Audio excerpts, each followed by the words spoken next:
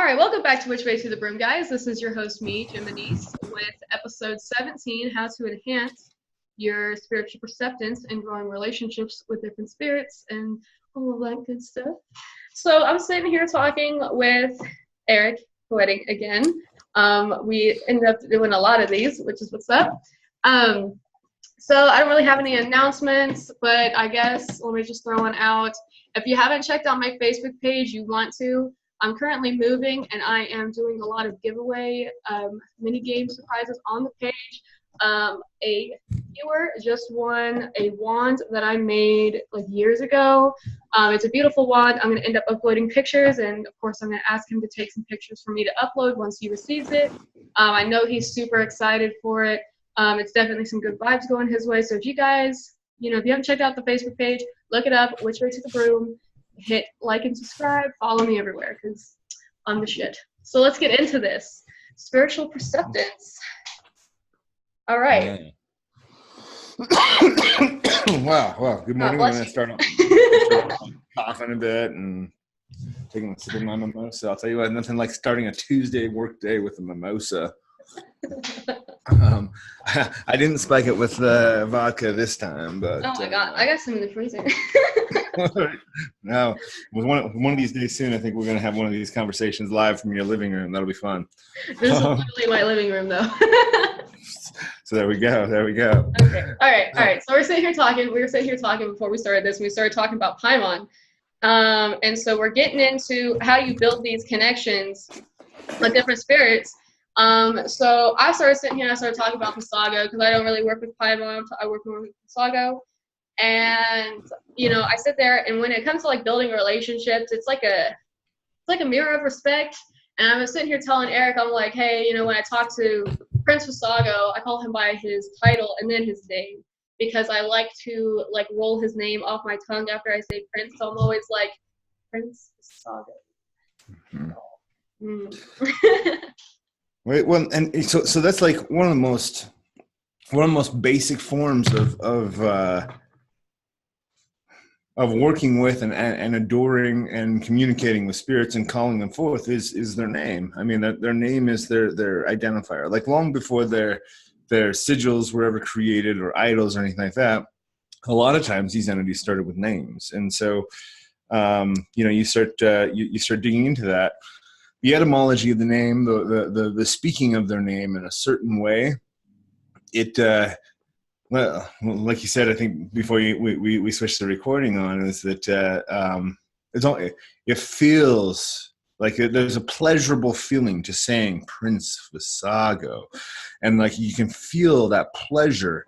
And I feel like that you have that same thing with like Paimon, where it's a King Paimon. It's like I understand at this moment I am calling upon a king. But I also understand that he's going to answer me because he sees me as an equal. That's that just those simple statements of how you say their name really identifies not just that spirit, but your relationship with that spirit. Yeah, same. And like, the funny thing is when I'm sitting there telling you about like how I kind of feel this like intimidation, I guess with Paimon, I'm going to be honest. I'm honestly intimidated by Paimon.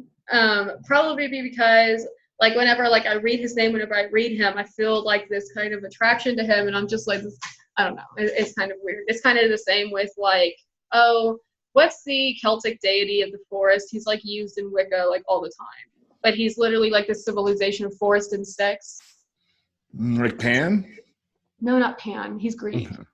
Oh yeah. Oh, so it's Celtic. How fuck? I don't know, man. Well, I mean, whenever you look up the horned god, he's gonna pop up anywhere, but it's not Pan. I mean, Pan's a good symbolization too because they're literally like deities of sex. So like if you work with them as your god, they're very sexual beings and you can feel the sexual influence on them. But it's like the other way around where I'm just like, he's not a deity of sexual influence, but I'm a sexual influence onto him. So I'm just like, I don't know. That's how I'm intimidated. So that's a really interesting. I'll tell you, that's a super interesting tangent on the because one of the things we want to talk about today was how to make a better manifestation, communication, connection with spirits. So this is it. So there is there's a social fear like the ultimate taboo would be to have a sexual relation with your God. Like that is to the Western mind, it's like, well, that's off limits. That is off Yeah. limits. But then again, that's the story of how Jesus was born. And then you look at the depictions of Jesus. I mean, they don't make him look like an ugly man. Like No. none of these gods look like ugly people. They actually look No, they very, didn't. very sexually attractive. And in most other cultures, that it was almost common for a lot of these gods to take fleshy form, whether it's in the form of an animal or a person or whatever, and have sex with the person, impregnating them and giving birth to titans or giants or to Nephilim, and so a sexual connection with your gods is like that to me. That seems like that's almost like one of the most ancient ways of even getting in touch with them was through that sexual element. And that was probably the first some of the first moments of humans recognizing on an unconscious level the flow of energy, the Kundalini circuit that rises up is it is a sexual current. And so I think if you can combine your sex and your spirituality every time, you're going to be everything's going to be escalate. Everything's going to go to the next level. I agree. That's like what Occult Kitten really focuses on when it comes to her craft and stuff. She's very open into that, which is good for me because I like to learn that kind of stuff, but I'm not. Oh, it's weird. Okay, so this is where it's super weird for me. So I'm in the Midwest. I grew up here, grew up Pentecostal. So I'm a Luciferian. So there was a huge shift for me from going from Christian to Luciferian because I have literally like thrown out the Bible as an entire resource, and that's my own personal choice. You don't have to do that, but that's just me. I have thrown it the fuck out. Fuck that. And I look here, and then it's like, oh, sex with your spirituality, and I'm just like, So I've recently started like using like orgasmic energy into my craft, and I normally offer that to Visago because he's a spirit of relationships, friendships, and like helping you with your enemies or whatever. So I think it fits because whenever I fit like my friendship with sexuality, I feel a stronger connection when I've had like coitus with other friends. I feel now, most people have a hard time with that. All right, so it's like we're gonna just jump right into all of this then. So, let me in there. right. So I have some friends that are like they'll always be in my life that I've had sexual encounters with. Then I have people who get that like shuts the whole friendship down. Like most people have a hard time maintaining a friendship that also might have a sexual element. Most people don't have the need to like try to define it. See, and I don't get that because like, oh, I feel like I'm calling myself a whore. I'm not. Okay, so I'm clearly getting married. But okay, so I've had like a lot of friends that I have had slept with, but like we were friends like well before we started sleeping together, and friends well after we were sleeping together. And like, oh, I had a friend one time. I was a little younger. I don't want to get too in depth into that. But so I was like sleeping with him, and man, he got out of this like horrible relationship, and I just got out of a relationship that was really bad. And we're like, hey, how about we sleep together like as a rebound, but like together for mutual benefit? And it was like, fuck yes, it is the best thing we both could have done for ourselves, to be honest. That's so now that is the dividing point. I think you just defined there. Why it works for some people and why it doesn't work for others is the ability to communicate. If you can have a conversation and be like, yeah, so here is what the parameters are. Here's what this means. Here's what this does not mean. And I'll tell you what. And then even afterwards, like after shit's happened, you never expect. At least I never. I've always been blown away by the intense spiritual or emotional connection that'll develop when you have sex with somebody, even though you're just meaning for it to not be that. And there's a depth that does hit that you have to deal with, but that can be the thing that strengthens the friendship or the relationship, or it could be the thing that breaks it apart. If you're like, oh, I can't handle that. I can't handle having this intense of a feeling. I think most people hide from their feelings quite a bit. And I like obsessively do the opposite. I'm going to jump on this because you're just talking about how you feel this connection with your friends, right? It's the same with spirits. Like I remember like the first time like I worked with Lucifer. I think it's funny whenever I'm sitting here like and scared of Paimon, I guess. But whenever I was first interested in the left-hand path, I straight up just summoned Lucifer, and I was like, teach me this shit. I was honest to God truth. And I think it's interesting how I'm kind of intimidated by Paimon, but I'm not with Lucifer. But when you like become vulnerable to the spirit, you kind of exchange this energy that kind of grows you closer to that spirit, I think. And it's same with like sex or just vulnerability in general. I think the more not relying on a deity or a being, but letting them know that you're comfortable enough with them to share these aspects of your life with them. You know what I'm trying to say? So there are a couple things like, and I find myself repeating this to people in consultations constantly specifically when we're talking about how to enhance the spirit manifestation. And we can talk about like incenses and stuff like that, but there are a couple elements that do need to be included, and that is you have to approach every ritual, especially these major rituals where you are meeting with this other being. You have to approach it the same way you approach sex. So you're going to get to know the being a bit. You're going to get to know a bit about them. You're going to feel if you have a connection. If you don't have a connection, you can still call it the spirit if you don't feel that. But if you do feel that, if you feel drawn to them like you have with Visago, the connection is just going to happen. And then, then you walk it down the line and like people go, okay, well, when I'm chanting the name of the spirit and when I'm gazing at its sigil, like how long do I do that for? Now, if you ask the same thing of like in a sexual situation, like how long do I, do this for? Stare at this naked woman before I want to, and it's just like, well, if you stare at her for too long, you might make her uncomfortable. Right. Yeah. And dive into it, like, and don't be worrying about like how long things are taking or what's like, push yourself into it with the same vigor that you would sex, and you're not going to have a problem manifesting the spirit. So yeah. And then also, and I'll tell you what, like if you're having lame evocations, you're probably having lame sex. So, you've got to like just throw yourself into it. And then the vulnerability thing is so intense because so that's one thing. So the magic is sexual, sex is magical. You've got to really not necessarily use sex in every ritual, but approach it with the same sort of like abandon of the self. And then the second thing is that the powers of darkness respond really, really, really well to people who are desperate and have nothing to lose. And so when you get to the point that you've got your head on the chopping block and you call out to these powers, boom, they will save you. Sometimes they're not going to intervene in your life until you get to that breaking point. I'm sorry. Go ahead. Oh yeah, just once you're at that breaking point, once you're like, you know what, fuck it, I don't care if my soul is damned forever. I don't care what the consequences are. I need your help. When you pour that out to them, there is such an intense connection that's made, and it does put you at a point of relinquishing some of your personal power to this being, and that's the point. See, like before, let's see, it was a couple years ago. I was working with Lucifer, of course. This is when I was kind of newer. I don't know what was going on, but I could not fucking sleep. Like everything, like I was like at a low. So I called upon Lucifer, and I was like, just put me to sleep. Because he has like that energy where he can like rock you in his arms and you just fall asleep. And I was begging for that, and so he put me to sleep.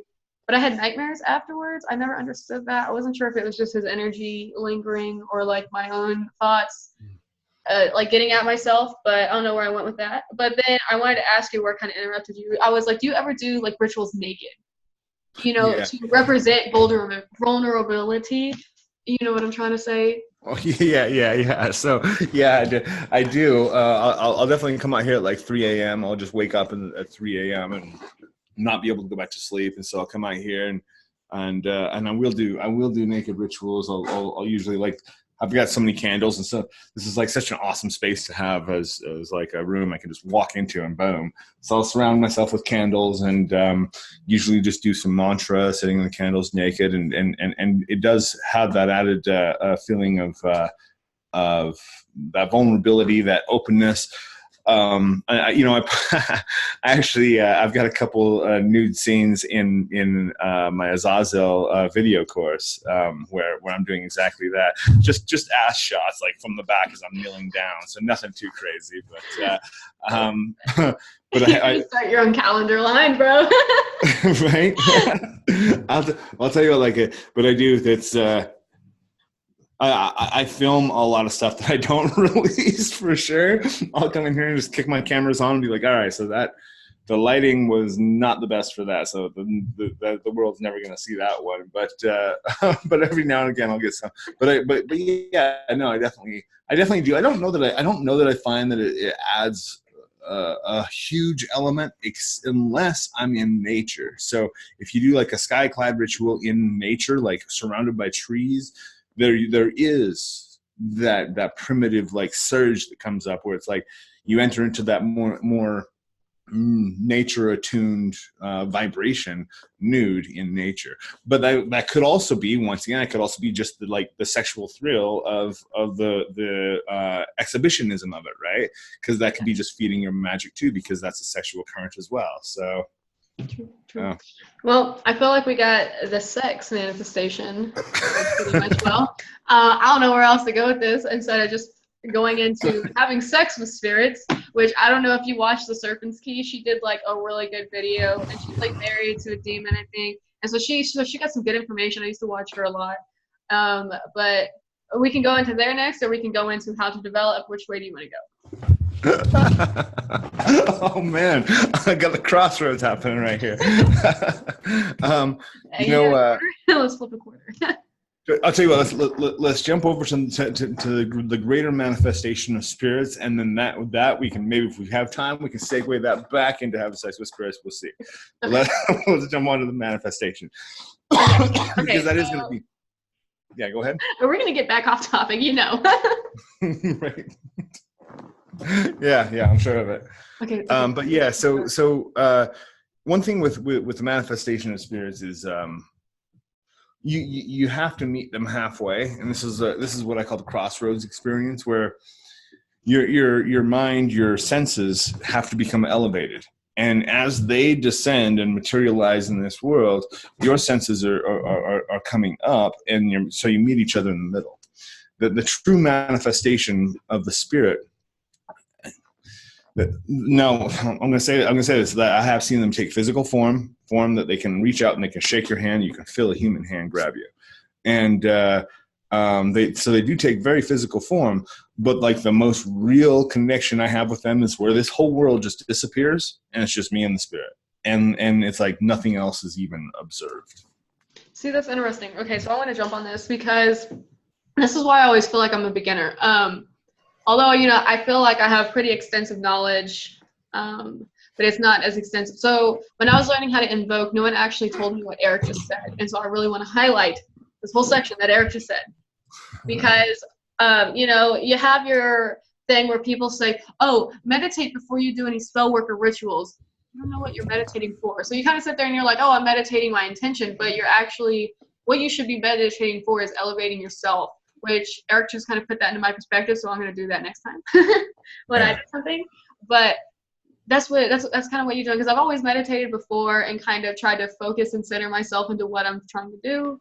But now I'm going to try to elevate my senses and see. Well, so check this out. Like, I actually don't necessarily think you need to meditate before rituals, because throughout the ritual, you're doing a meditation. So okay. One of the things I haven't put it on this morning, but I wear my mala beads that I'll do meditation with.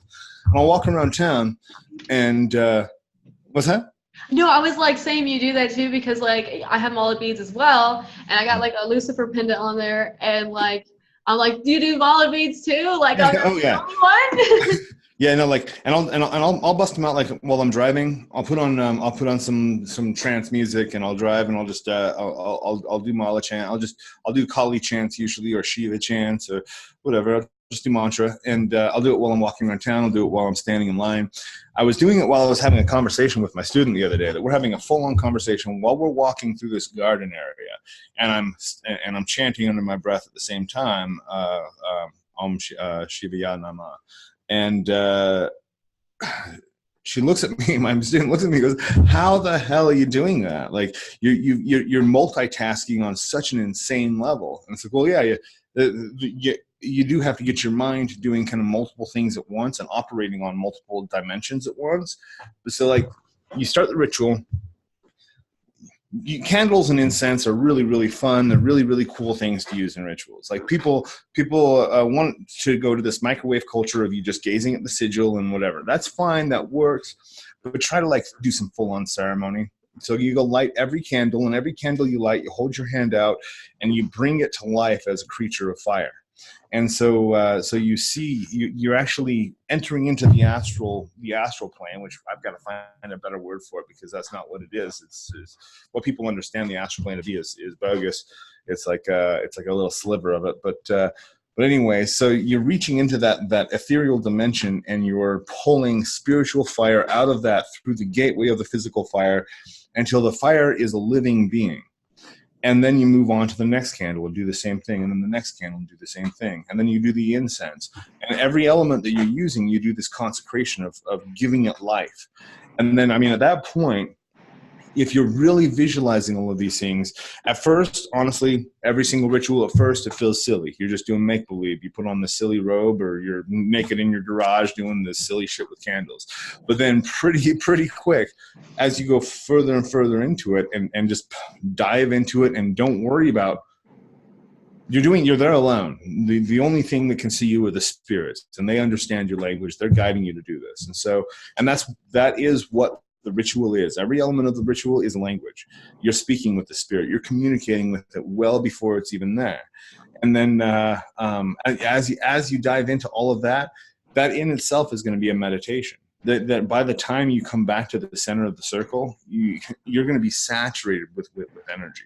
But if you just go throw a triangle on the ground, throw a circle on the ground, get a sigil of the spirit, go, okay, come on, spirit, it's not the same thing as specifically the motions you can make if you're doing for instance, if you're doing a triangle and a circle configuration, to have red candles at each of the three corners of the triangle, have black or white candles surrounding you in the circle, light each of them, consecrate each of them.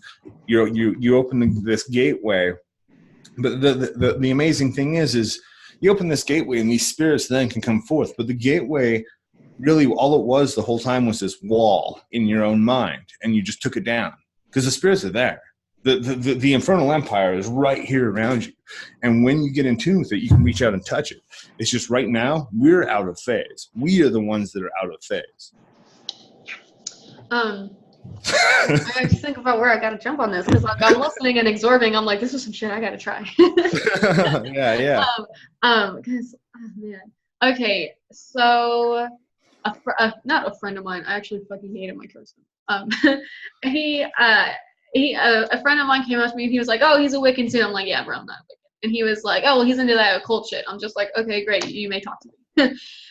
So he talks to me and he's like, oh, I know this spirit.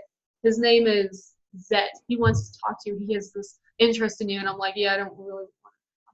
Because at first I'm looking at this dude, I'm like, are you fucking crazy? Because my witchcraft has been a formal setting where it's like I got my candles and stuff, how you were just describing. But he can like sit there and just pull them from anywhere. And he worked with, what was his fucking name? He's the last Koetting spirit. It starts with an A. Oh man, I don't know. I can pull it off my shelf, but I don't want to. Let me Google. I got this in my notes. I'll keep talking. So he was like, "Oh, he wants to talk to you like right now," and I'm just like, "Bro, I really don't want to talk to him because like, I don't want to question your legitimacy, but I'm fucking questioning it right now because I know him." But okay, so it was Andrew Malleus. Okay, so he worked with Andrew Malleus. And this was like a really interesting working that I did. It was fascinating. Okay, so this is whenever I had my companion Simon, and I conjured Simon on my own. So me and Simon were really close because I was very detailed. I set out my own energy, and he matched it like pancake batter. Okay. Yeah. So it was perfect. And so he comes along, fucks up my life. So I had like this path that my craft was going on. And it was perfect, exactly where I wanted it. And so then he comes along And he's like, oh, this Zet guy really wants you. And I'm just like, I'm really not interested in him. And so, of course, my companion's like, you need to step the fuck off. This is mine. She doesn't like you. You need to get the fuck away. So then he just lets Zet eat my companion. So, of course, then I go through all this working with how to collect Simon's astral pieces and putting them back together. That was like a really difficult thing to do. And it's also interesting whenever you're searching around for spiritual perceptance, because I'm not finding one spirit, I'm finding many pieces of this spirit, which was really difficult working. I had to work with Arachne on this to cast out astral webs to find these pieces, because he was like little flies everywhere. So it was really interesting. So then I had to pull him all back together. And what's interesting about it is whenever I was doing that working is because I'm looking for little pieces of spirit and I'm looking for a whole one. So to fine tune that was, I think, one of the most interesting things I have ever fucking done, because I'm sitting there picking through the astral plane, and each piece of him that's coming through me, right, feels like a different part of him, but a lot in a similar way. And then there'll be parts of him that come through that I was like, holy shit, I didn't even know that was like him to be that way, because it was like a core part of his energy that wasn't mixed with anything else yet. And I'm currently working with Visago to kind of help situate him back together, because now he's like not the way he was. Like, I would picture him as like almost like a knight, very like stern, proud, and not aggressive but bold. But now he's like insecure and like skittish and hungry, like almost like something like a vampire almost. Huh. No, it's the way that the spirits manifest is always really interesting and tells us a lot about them, and the manifestation of like what they look like or what they feel like or even what their voice sounds like. These are all, once again, subtle communications that are happening on various levels, various dimensions. If you're standing next to a child molester in a grocery store, you can feel it. Like, you can feel that shit, and so you can feel people what's going on with people. You can feel their energy. We're always communicating on these multiple dimensions. So you call them a spirit into the mix, and the way that it manifests or the different experiences you have with it are interesting. Now, one of the things you touched on is like a constant bane of mine, which is when people receive revelation from spirits about me. All right, so they'll come to me and be like, "Oh, dude, I talked to Azazel. He is so mad at you. You're gonna have to call him and make shit right." And I'm all, and I can't. I do have with the spirits I've worked with regularly. I do have a constant connection that all I have to do is tap into them, and I can start channeling their messages. And Azazel's like, "I never said shit to that dude about that." Sorry. Yeah, jump in. Okay, so that's what irritated me about this guy, because he's like, oh, I know the spirit who wants to talk to you. And I'm like, if that spirit wanted to talk to me, he'd come to me. He wouldn't say it through you. You're not his messenger. He's a fucking deity. What are you doing, bro? Yeah. And then he's working with Andrew Malleus, and he's all like, oh, I'm in the right-hand path. And I'm just like... But now here's the thing that throws that whole idea on its head, though, right? So I've got... Azazel shows up to me a few years ago and is like, hey, pretty sure I've told this story several times online now, so whatever. But Azazel comes to me and says, hey, you got to throw your drugs away, man. Like, you're having fun, but all your drugs, you need to get rid of them. And I'm like, it's 3 a.m. I'm all, maybe that was just a hallucination. Maybe I was just imagining things. I did the whole trick that we all do to ourselves. Maybe it wasn't real. And then a couple weeks later, get busted with some drugs, not everything that they said, but enough to be a problem. And no, while I'm sitting in jail waiting to get busted or waiting to get bailed out, one of my students had been teaching him how to communicate with spirits. He was like right on the edge of having a breakthrough. And he had his breakthrough that night while I'm in jail. Azazel came to him and says, email EA and tell him everything's all right, that I'm in control. And I was like, what the fuck? So he emails me that. I get out of jail and I'm all, wait a minute. So Azazel knew the whole time he knew I was not going to do what he told me to do. But he wanted to plant these seeds of letting me know that through different things. It's like these beings are like signing their names on reality around us. They're like, hey, by the way, I was here, I did this. They're tagging our reality with their presence. So but it makes it but it does make it hard, because most people who jump up and are like, oh hey, yeah, Azazel has a message for you, most of the time that's complete bogus. Like you can't really accept that unless at the time of seeing it. Because usually the craziest thing about revelations and visions and prophecies that these beings give you is that hardly ever is informing you of the future. It informs you of what's happening while it's happening. So in the future, I can take the book of Azazel, I can open up and go, oh, fuck, this is what's happening right now. 10 years later, I can still do the exact same thing, because the prophecy is not for what's going to happen in the future. It's what's happening right now. Every prophecy. Look through every ancient scripture that has any sort of prophecy. It's happening right now. And at any age in history, you should be able to say it's happening right now, because true prophecy, it's spoken from a place where time is a point, you know? That makes sense. So I was going to throw all that kind of mystical shit at you and see what you got to do with it. I'm eating it. It's delicious. Oh, man. So, but anyway, so to increase the materialization of the spirit, right? So the first thing you've got to do is you got to get the feeling of the spirit in the room. Have you ever called out to a spirit and you just don't feel anything at all? Like it's just... Okay, so the first time I called on Visago, this was after Lucifer left me, and I really just felt alone. Like my boyfriend was in the military, he's gone. I'm living with his mother-in-law. I have better support there than my own parents, but I still feel alone. I felt like my craft was broken, that everything was falling apart. So I called Visago because that's and the first time I called him, I offered him some drink, some liquor. I had his tarot card set up, and I got his candles and stuff, but I wasn't facing in his cardinal direction. And I called upon him a couple of times, and it's like I could feel him faintly being there, but not there. Not there like Lucifer had always been. So I was like, this is different. And so like now when I call upon him, he's more there, and he's more like Sandra. I can't really describe it because he's like, oh, his energy is just so interesting. Because like I'm used to Lucifer, and Lucifer's like that fatherly figure, and he's like, he's there, he's present, he's prominent. And then Saga's like, when you have the difference, so it's the interesting difference there is you're dealing with Visago, who's the spirit of the water, and Lucifer, who's the god of light. And so Lucifer has he has no problem showing up and be like, hey guys, here I am, ba-boom, right? And so there's like no questioning when Lucifer's in the room. But Visago, he can kind of just like sink under the door, and nobody even notices until there's a fucking puddle. Yeah, that's exactly how he is, literally. And like he's like so shifty, and he's like, you know, I think you're picking up on something that's interesting with Prince Visago specifically, is the serpentine nature. Like he's a snake that lives inside the water.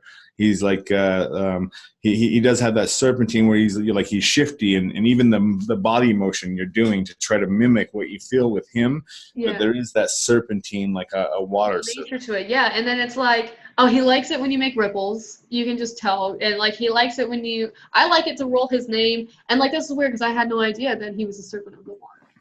I knew his element was water, but I did not know he was a serpent of the water. This is actually interesting. Yeah. So like when I sit there and I say Prince Visago, it's almost like, I don't know, you can like feel the element of water within him, and then it's like, but then he's like, he can be really like hard, like a crushing current or a wave, but then he can be like a trickle of a stream. And like he's fucking fascinating. All of the Goetics are fascinating. I love all of them. So do you move in your own rituals? It sounds like yes, but do you feel like you move towards full possession with the spirit you're working with? I don't know. I feel like in a way they have to have come through you, and so in the spirit of the conversation of spirit materialization, if you use certain incenses, creed is a good one, copal resin, frankincense, you burn that in enough quantities, you start seeing some really cool things developing in the incense smoke. You can use a bowl of freshly slaughtered lamb's blood. And as it cools, the vapors from that can form materializations of spirits. You can use sexual fluids. You can use your own body fluids in any way that you can get them. And those can give rise to the materialization of the spirit. All of that being with like the full pushing yourself into this, like I said, giving yourself to the ritual in the same like vigor that you would giving yourself over to a sexual experience.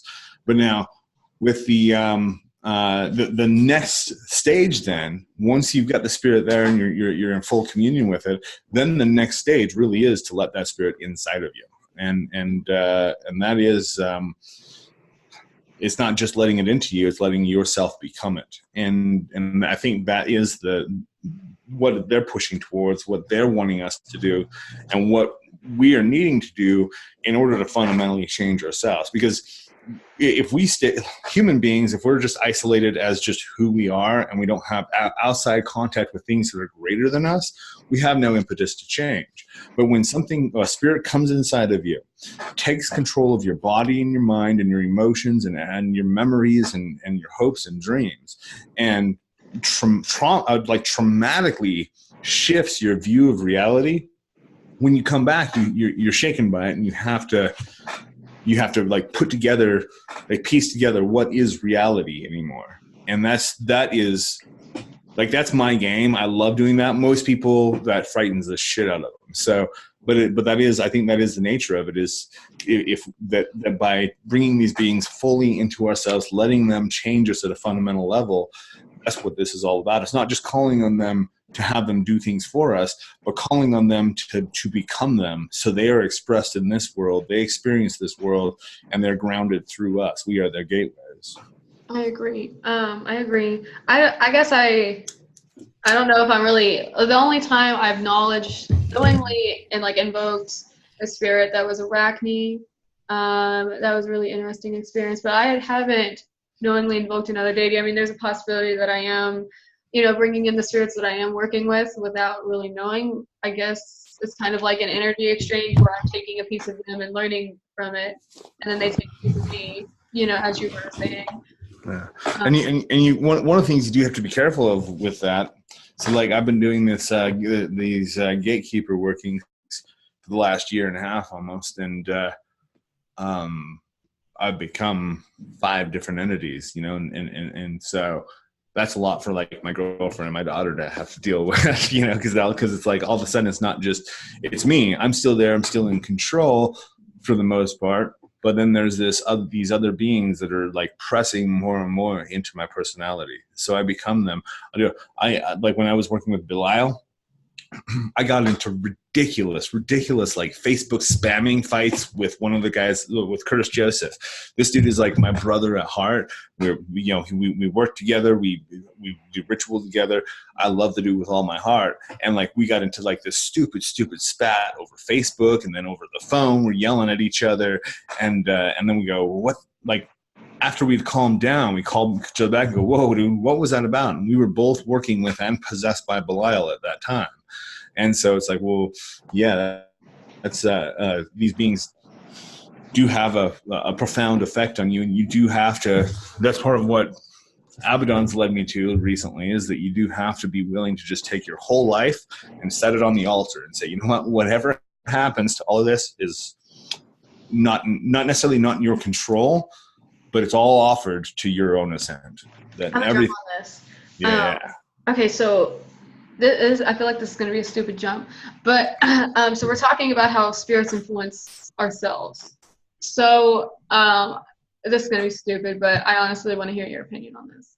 So when I was still working at my previous job, I was talking to this guy. He was like an Orthodox Christian, which is where he believed in the Book of Enoch and all that good stuff. And so I was talking to him because, you know, I like learning about stuff that I don't really know. So he was telling me what the Book of Enoch was basically. And we're sitting there, we're having this conversation, and he knows I'm a Luciferian. I'm not threatened by his religious ramblings because I want to hear about it.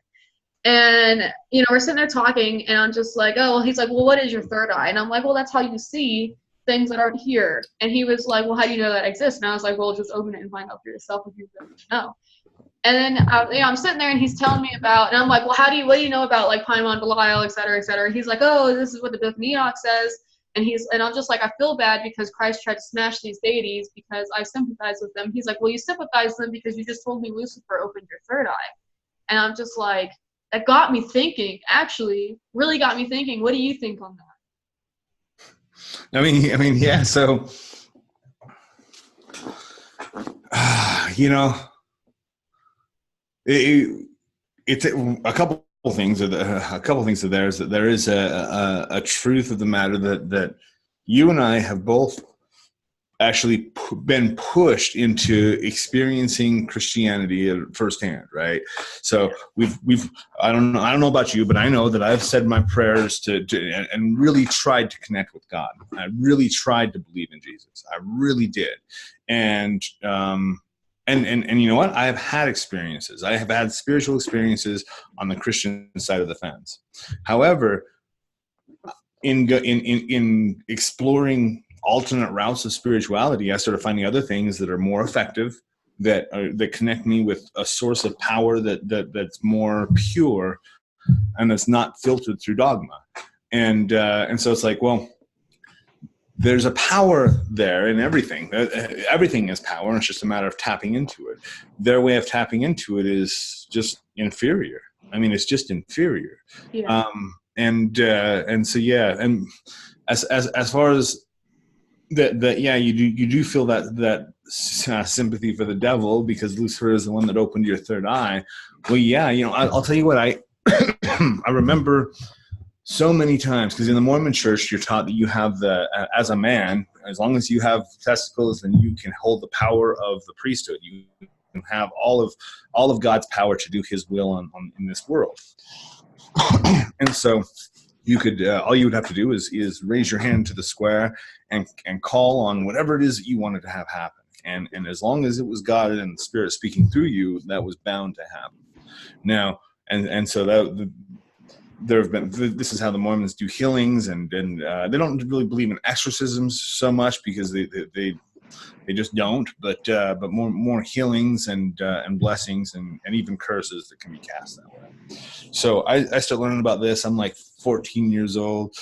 I go out in the backyard, make sure it's a bright sunny day, and I'm like, all right, I'm going to try this out. All right. So I hold my hand up and I called on the ministering of angels, because that was one of the things that was said specifically, that at my age, because of the priesthood I held, I could call on the ministering of angels, and angels would come down, they would make themselves known to me, and they would answer my questions. I'm like, fuck yeah, boom.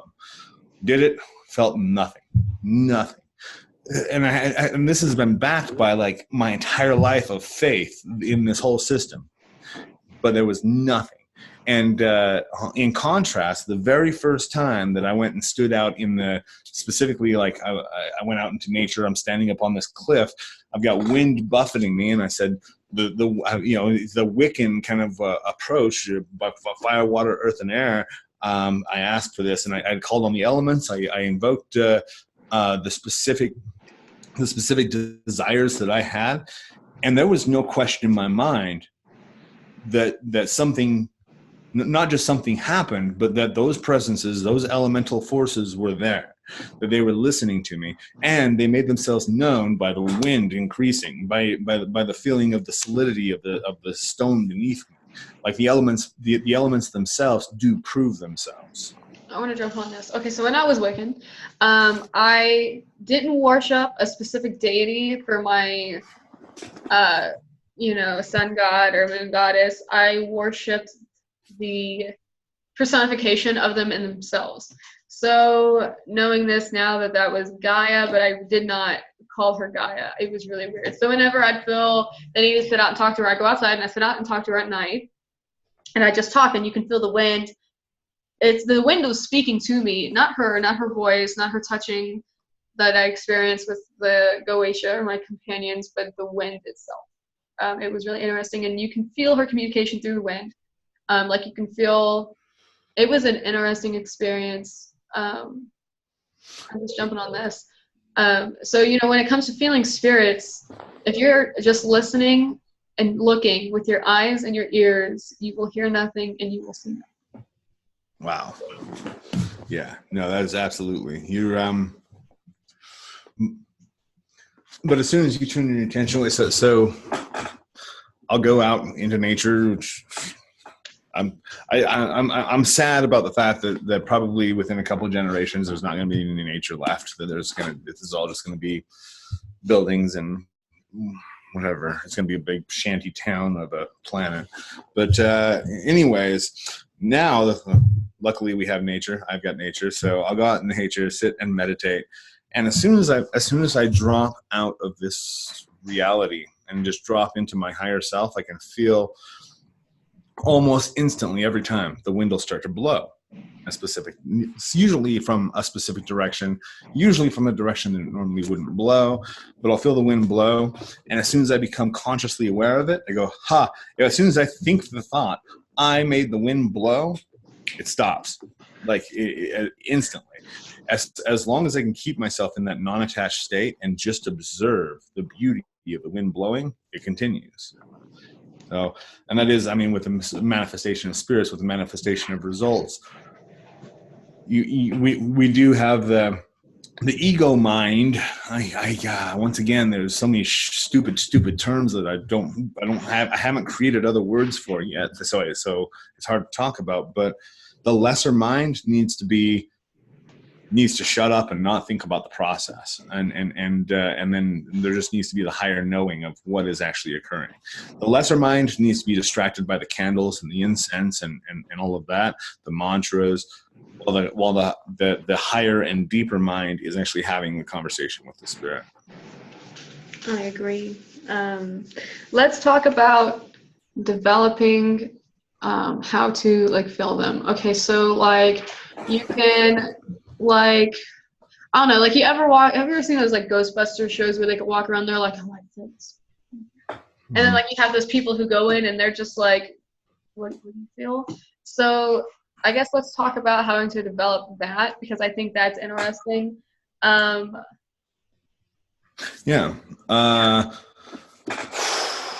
think certain people are predisposed to feeling those things.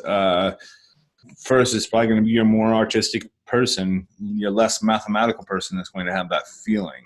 And that may not be true. This is what I'm saying is based upon absolutely no studies at all. This is just my opinion from having talked to a million people on this path. Is that yeah, for the most part, it is going to be the more artistically inclined person, a more introverted person, somebody who actually is now, interestingly, that also crosses over to people who have been victims of abuse in their childhood.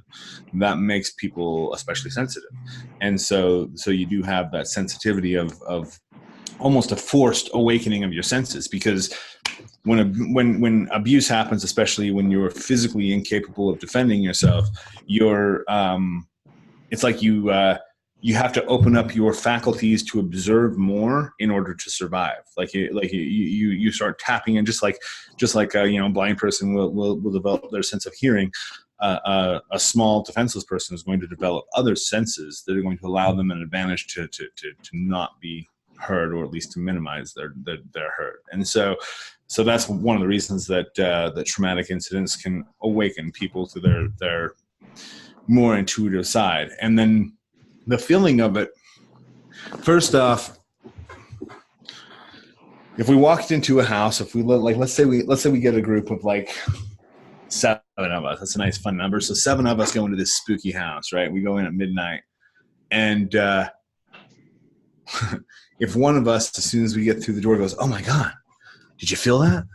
Everybody else, "Ooh, yeah, oh, whoa," and before you know it, like, and there doesn't have to be a single haunting there. Before the night's over, you can make a haunting happen. Mm-hmm. I mean, the TV shows are interesting because they're most of them are I've had the invitation to be part of several TV shows, right? Now I've done one that's like fun, Cursed. It's going to be on AMC here soon, where they're looking at like different they're looking at different movies, like The Omen, not Prophecy. That would be awesome if it Prophecy, but The Omen, let's see, Poltergeist, Exorcist, several movies like that have like cursed film productions, whatever. So these guys came out here. I interviewed with them a bit. I did some ritual for them to show them how an actual curse was done, and then they filmed all that. So that's gonna be on that. So that's badass. But then I've gotten a lot of other offers to do reality TV shows, like ghost hunting type of stuff. And there's one that I would take. My buddy Bonnie Woodruff. What's up, chick? She's got part to do with this show that does that, where they go there and they work in cooperation with the spirits. So rather than saying like the spirit is something that's evil that needs to be kicked out, they're going, no, the spirit has a story. We need to hear that story, and we need to get into see what we can do to help. Really, see what we can do to help. And so like she's gotten hold of me, and I've done some consulting of being like, okay, so when you go to this area, you're going to need to appease the land spirits, because there are land spirits that are pissed, and that is something that people don't understand whenever you go into an area and you start digging up the land, you've got to ask the land spirits. You've got to make sure that that's okay with the energy of the land itself, and then you've got to go to the ancestors. What other people have been alive and died on that area, and all kinds of things that you take into account. Anyways, there's a few things I want to jump on. I wanted to jump on. Fuck, I forgot already. I'm gonna jump on where we left off, where you're appeasing the land spirits. I remember listening to like an episode of Lore, which is a podcast about like lore and just lore. He was talking about an episode, and it was about Oh, there's a bunch that he was talking about. Does just really make sense now that you've said that? I think it's like his first episode. He's talking about like they were trying to build a rail track going through this mountain, and so to relieve this pressure, they needed to drill down air holes from the top into the cavern where the train's going to be going through. And yeah, a lot of people died. They ended up abandoning the project, and then they tried to go back and redo it. And there's just a lot of dead people who have died mining stuff. That was just, really atrocious. And then then he talked about another one where people would try to go over to this hill and develop it into something, but there would always be some freak occurrences that would prevent the production from happening, like the equipment breaking, like random hose dying, switches and stuff, just random shit. And apparently the local legend is that there's a bunch of just elves living in this little mountain, just these little invisible people. No, I think you're talking about Iceland, right? Is this? It is in Iceland. Yeah. No, I've heard about this. Yeah, for sure. Like it would be so convenient if they could just drill this freaking highway, put this road going through the mountain.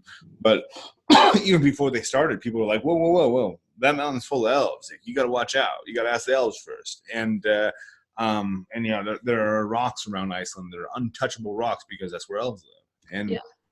And that's so for most people that might seem pretty zany, but I'll tell you what, one of the big things as a society, one of the big things we need to do is reduce our population. Like, seriously, it's not like we have too many people, but we do. I mean, we've got way too many people, and to really maximize the use of resources, but only the use of resources, but what each person is capable of. Like, we could do away with fast food and not have to worry about that. We could do away with military and not have to worry about filling, because I'll tell you what, the military is a ridiculous.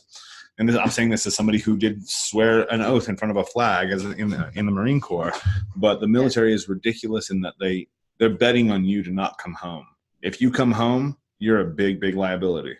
Yeah, my friend, he just got out. His knees are they bend inwards, and he falls like all the time. I feel so bad for him.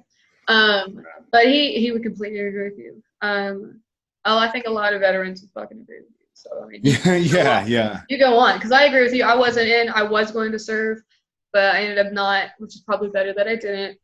But I completely agree with you too, because Yeah. keep going. But anyways, so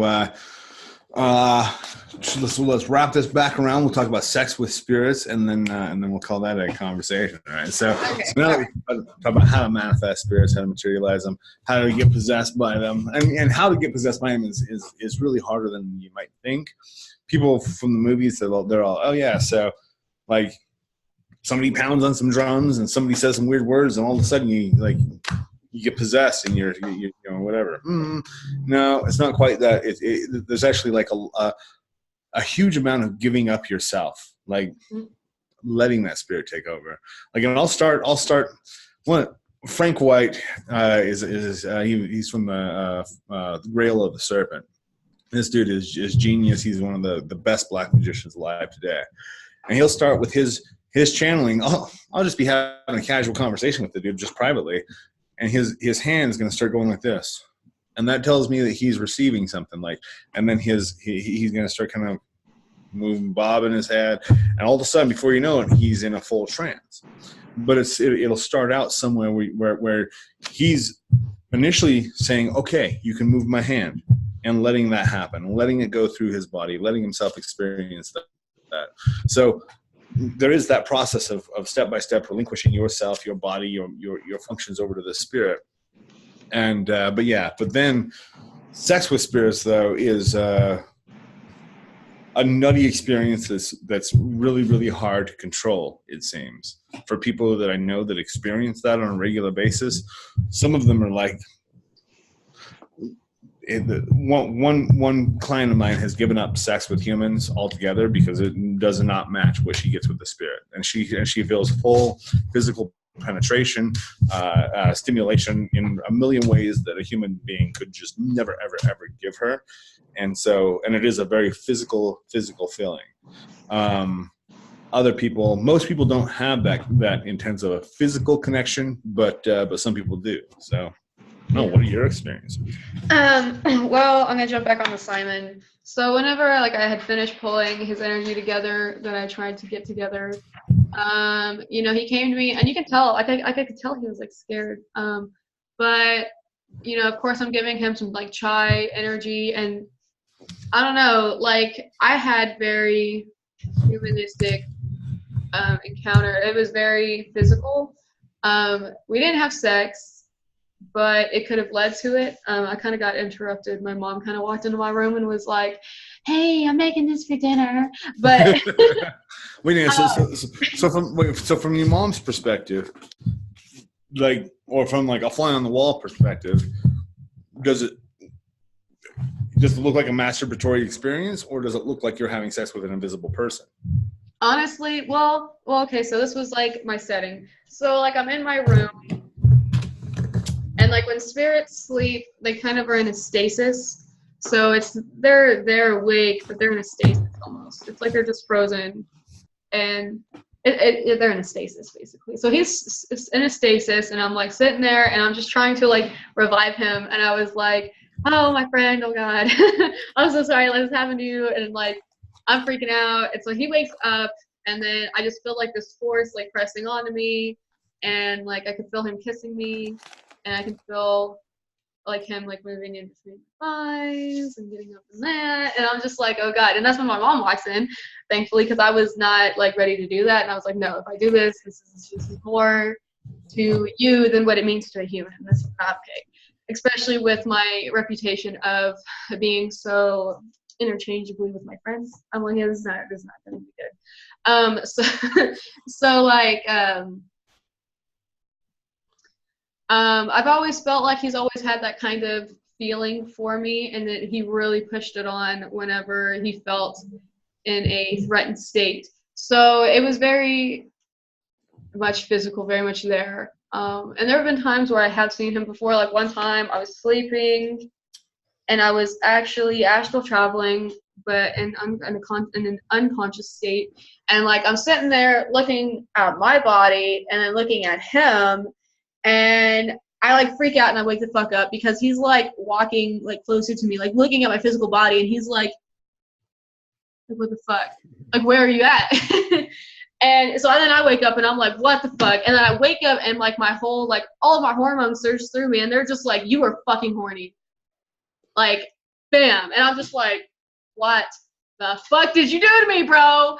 And yeah, it was just, it's just some weird fucking shit. Honestly, like if you want to sleep with spirits, go for it. I've always wanted to, but I'm pretty happy with my, physical man now. Happy emotionally and sexually, but sex with spirits has always been something that I actually wanted to do, but I've never done it yet. I don't know if I ever will. Yeah. So one thing when I say like it gets out of control, like it does get out of control, like when that kind of relationship starts, for sure, because it does, I think, tap into a lot of things that maybe you feel like you couldn't get from a human person, or the connect, the at least the intuitive connection. But another thing that people aren't prepared for is that that when you call on a succubus or incubus character, when you call on these spirits into your life, every time you call on a spirit, you are making a pact with that spirit, and part of that pact is they will fulfill your wishes as long as you do whatever is needed to help you fulfill those wishes. Like that is actually the exchange that they want. Like they're going to make this shit manifest for you as long as you take advantage of it. Yeah. And the reason they do that is because they get fed by, like, sex spirits get fed by sex, money spirits get fed by wealth. So anyways, one client I had, I will never forget this guy, even though it's been like 7 years since I talked to him, but he called on a succubus, and he's like, all right, so like he found some ritual in some book, and he's all right, so I want this succubus to fulfill all of my wildest dreams and to make every sexual fantasy that I have a reality. And so he was a married dude. He's got a couple kids, and like he's like living a vanilla life. And so he calls on this, and then he has his his wife starts getting more interested in exploring different areas, and they start getting into all kinds of fun, different avenues. But then he starts when he's alone, especially when he's like masturbating, he would all of a sudden out of nowhere have an invisible anal penetration happen. Like he would feel a demon penis in his ass, and so this is what like first brought him to a consultation with me. And I'm all, whoa, bro, like this obviously is a buried fantasy of yours that these spirits are bringing about. He's all, no, man, no, I didn't want that. I'm like, when you call on a spirit, it's a lot like a computer program. The computer just does what you tell it to do. And like, if your computer is fucking up, it's because you're not telling it to do the thing in the right way. Yeah. And so with that, like these spirits, when they come up and they have they're digging deep into your mind, into what you really, really, really want. And so they'll give that to you. They gave that to this guy. And my advice to him was like, this must be a secret fantasy of yours. Indulge yourself in it. Maybe that is something you enjoy much more than you want to admit. Yeah. And sure enough, like a month later, he got back with me and he's like, yeah, so everything's good with that. Don't worry about it, mate. I'm like, all right, good. Whatever does it for you, brother. But most people are not prepared to consciously acknowledge their own fetishes, and so that. Yeah. Especially like due to stereotypes. I mean, he's a guy and he likes anal penetration. I mean, like you got your prostate, through and that's normal if he wants to experience that and if he likes it. I mean, you could have a fetish that you think you like and never tried, and then you try it and you're just like, yeah, no. So, but I mean, you gotta admit it to yourself. You gotta be like, damn, that felt great. I mean, it's weird because it's a new experience, but it's like, no. Yeah, and that is, I'll tell you what, that is one of the hardest things with people who call on these spirits for any kind of sexual union is it's probably going to be not what you expect. Almost, actually, I'm going to say that with just about every time you work with a spirit for anything big, any big goal that you have, anything that you need their help on, I guarantee it's not going to come about the way you think it is. Like you have this idea, oh, I'm going to get the money through this and this, blah, blah. No, your plans are stupid, and the spirits know they're stupid, and they're going to make better plans. And it's it's it's like you're really, talking to a narcissist, and it's like, oh, bro, let's do this, and the narcissist sitting there like, right? Yeah, exactly. And and I'll tell you what, sometimes when I'll feel that resistance from a spirit, where I'll be like, hey, what about this? I'll feel that resistance. I'm like, all right, I need to now, hopefully, as I become more wise, that I say more and more, okay, well, I need to adjust my plan. I need to adjust my approach. But I think the instinct is there, especially of a black magician, is to say, no, you're going to listen to me. And like, you can do that. And the spirit's going to be like, all right, I tried to warn you, but yeah, you'll get what you want. I mean, Yeah. I think it's good to listen to what you're working with, and like, I want to talk about with sex with spirits. Oh, I wanted to jump back on something. Let me do this first. Okay, so as I'm sitting there, talking about Simon kind of pushing himself onto me, it's not that I can just feel his physical presence, and this is what's missing in a physical relationship with another human. This is what is exactly missing. When he's pressing himself onto me physically, I can also feel what he's feeling emotionally because he's pressing that into mine.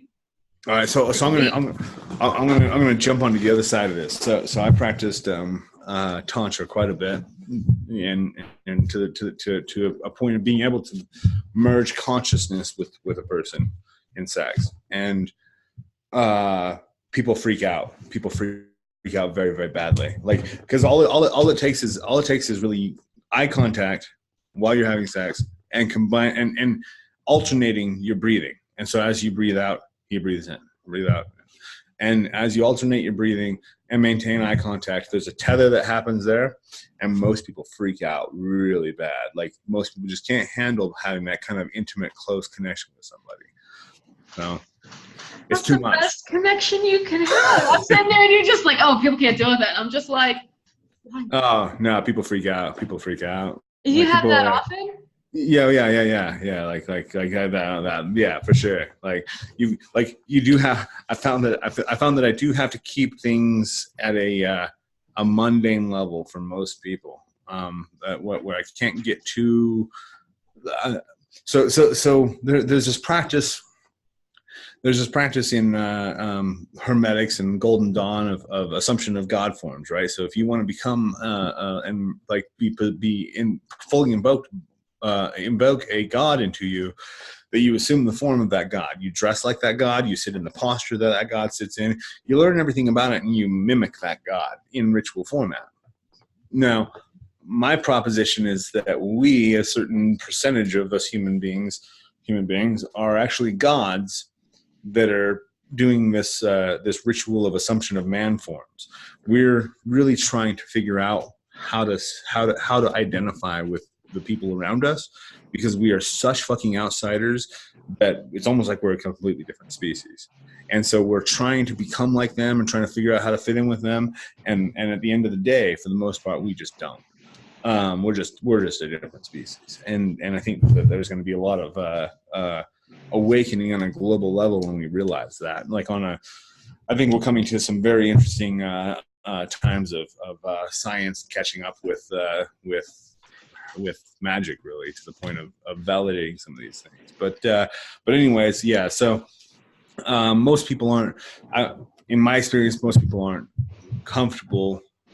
So most people aren't even comfortable with authenticity is the problem, right? So if I go up to and I do this all the time. All of my friends know this about me. I'll go up to them and be like, hey, so, thanks a lot for doing this and this and this. I really appreciate it. It meant a lot to me. I'll authentically express gratitude. I'll authentically express appreciation. Authentically express even just like, hey, man, I really love the spirit that you bring with you. Just I can feel this about you. And I'll express that and verbalize that to people. People have a hard time with that. Most people get really uncomfortable. They try to change the subject and they try to walk away. And that, for me, that's a pretty clear signifier of you're not a person that I can have in my life, because I require much more self-honesty than that. And so, yeah. Yeah, I agree the same. I think people are just so weird. I clearly don't get with people easily, but I just don't understand people. Okay, so before we started this conversation, we're talking about how I was just on these job interviews and these people, just really pissed me off because they're like, oh yeah, we want to hire you, I'm hireable, but then they're like, yeah, we're gonna call you, and then they don't call me back. I don't fucking understand why people are so dishonest. And I hate it whenever people say, oh, I'm sorry that they didn't work out for you. And I'm just like, don't apologize to me if you didn't mean it. Because if it's sincere, I wouldn't question your apology. You know what I mean? I just don't, Yeah. I don't understand communication with people sometimes. I clearly suck at it. I'm horrible with sarcasm. And that goes hand in hand with what we're talking about. Like, you can sit there and be sarcastic with me, but I swear to God, if you're not using enough body language, I will not understand a single thing that you're putting down. I'm just going to look at you, and I'm going to take you serious, and then, yeah. So here's the funny thing is, like, just to step outside of the persona, right? So I feel pretty insecure most of the time. I feel pretty shy. Like, I'm kind of like a shy guy. Like, I have a hard time communicating. But then, like, people's impression that they get of me is like I'm this super over ego indulging confidence dude that whatever. And it's interesting because you say you have a hard time communicating, but I think, like, it seems like most of your audience is like, holy shit, EA has never opened up like this before.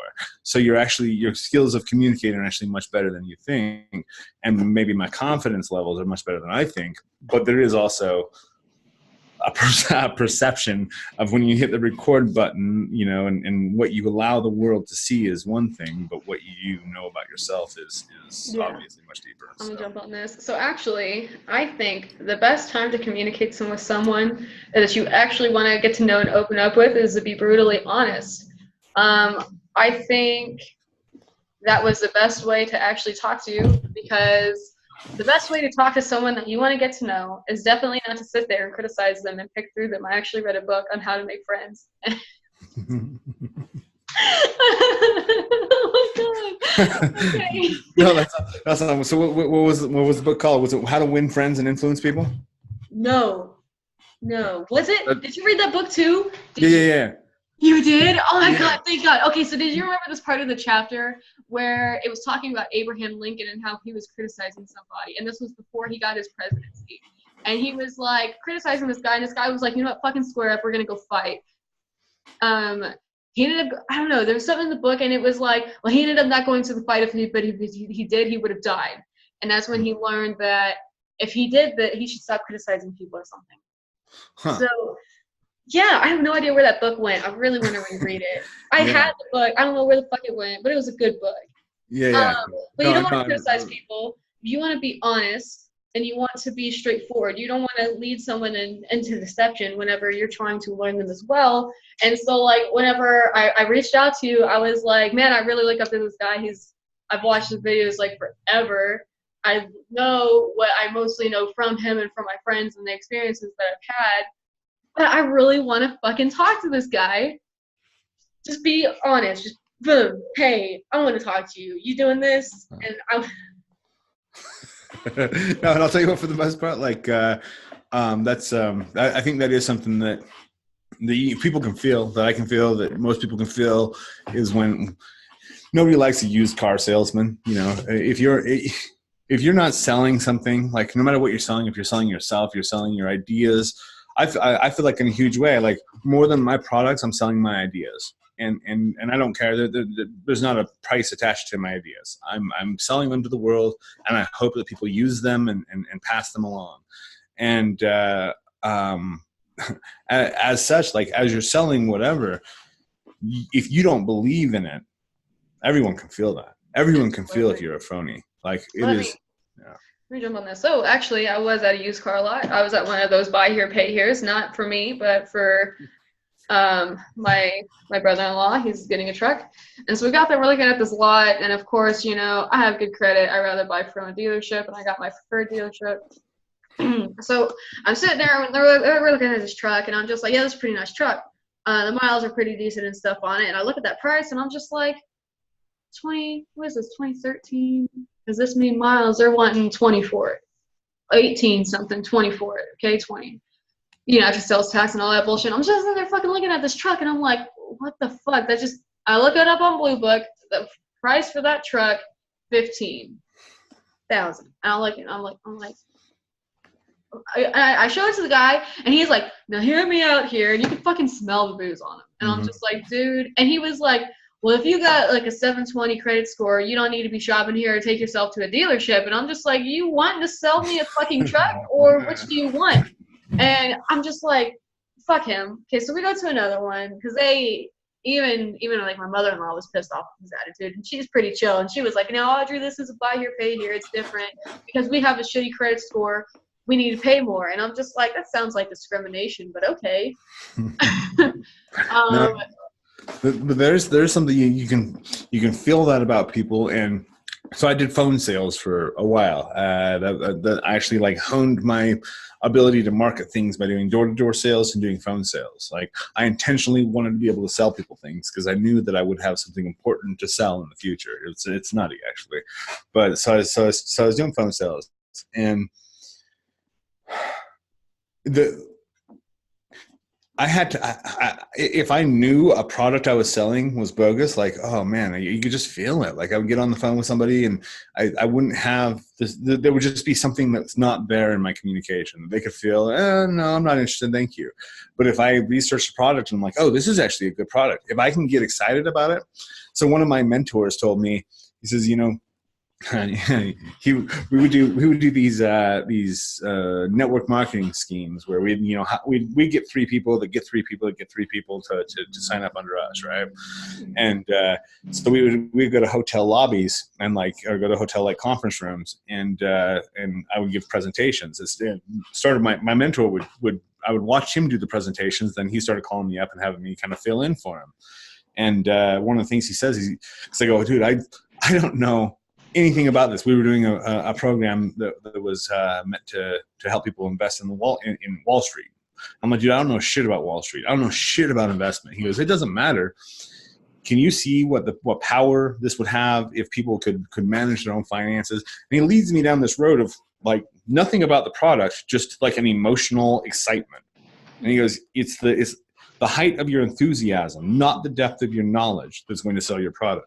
It doesn't matter how much you know, how like deep your knowledge is. Most of the time people get turned off by that. And most of the time people do. You get these guys, whether we're talking about occult people or anybody else, all they have is this like cerebral knowledge, and they can sit in a coffee shop and talk your ear off all fucking day about the gematria. Who cares? Like, at the end of the day, let's do some magic. Yeah, that's how that one guy was that I was telling you about. That was like, oh, this is that, because he just went on and on and on and on and on. And I mean, this guy talked your fucking ear off. You can't even follow his fucking conversation because like, and then when you try to like put something in there, he's like, oh, fuck that. No, that's not the way I was taught. And I'm just like, let me like put an inflatable doll in my seat, and I'm gonna go home because I really don't want to fucking talk to you. But I hate people like that because they're so fucking irritating. And like, I know a lot of people who are like that, where it's like they're so self-righteous because they think that they know everything, and then you be all like, that's actually kind of wrong, and they're just like, shut up, I know the best. And it's just like, yeah. Well, and as far as all of that goes, like, in this my last word, then I'm gonna jump off with you here, but your spirit, your connection with your spirit guides, your gods, the deities, whatever it is you're working with, that's your connection. Whatever the spirits tell you is very valuable and important for you. It might be valuable for other people. If you feel like your message is so valuable that other people need to hear it, publish a book, make a video course, throw it out there into the world. Don't go pester people one-on-one and say that you got a message from Azazel. That's it is a pastor. I mean, unless you're, I mean, I don't know. Maybe do if you're really fucking driven to, whatever. But at the end of the day, we are prophets for our own selves. The prophecy is not looking into the future; it's looking into the present. It's informing us on how we need to proceed at this given moment. And as we do that, we follow these prophecies. The psalmist Dreadwood, one of the things that he said that's actually gold is that the revelation is in the doing. That the spirits give you one step to follow, to take. You take that step, and more are revealed. And but it is always it's a matter for you. Even if you, so if you as not you, but some stranger who doesn't know me is like, hey, Azazel has this message for EA. I'm going to say that that's probably a message for that person, and they need to sort that out themselves and see what Azazel's trying to tell them. What is Azazel trying to tell them about their connection to me, about their relationship, and how they see me as their guru.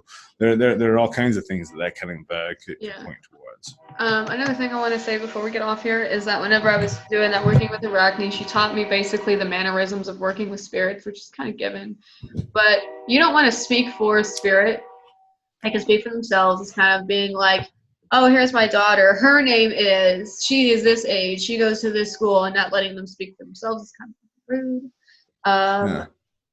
So definitely don't be all like, oh, the spirit says, and that's like my pet peeve. I'm not going to get into this because we're trying to get off. But and so final last word, then I'm going to jump off. But something just barely happened that appeared in my dream last night, and it didn't make sense to me until just now, was the train. So you got a train that rolls right by your house. How far away is that? Can you hear it right now? Oh, it's like it's all do. So the thing is that train whistle, that in the exact same cadence that it was just making, appeared in my dream last night. And I was like, it was at nighttime, and I'm standing outside and I'm watching. There's a fence, and I can see the train rolling by, or just over this like wooden, like cracked ass fence, and just watching the train just rolling by forever. Just and I was like, that's a weird thing to have in my dream. Like every other part of my dream made sense, and then that train started going off just then. Whatever. So this was meant to be. This conversation was meant to be. That's what I mean. I'm gonna send you a picture later. Like email, because you're just saying this crooked ass fence. It's not my yard, but it's literally like right next to the train track. That's cool. See, guys, I'm the shit. But also, so by the way, and before I take off, is you said you've said a few times you're Luciferianism. You follow the Luciferianism path. Michael W. Ford is publishing his next book, Apotheosis, Through Become a Living God. This is Apotheosis, The Ultimate Beginner's Guide to Luciferianism and the Left-Hand Path by Michael W. Ford. Where can I get this? You can get this at bog.co/apotheosis. It's not going to be out until May 7th, and so you've got about a week to go for this. But oh my God, this is like seriously. He puts everything in here where it's like it's not just the principles, it's not just the practices, but the way of life. I mean, you know this. It's just not the rituals you do, but like how you live your life, how you think of yourself, how you see yourself, how you see your reality.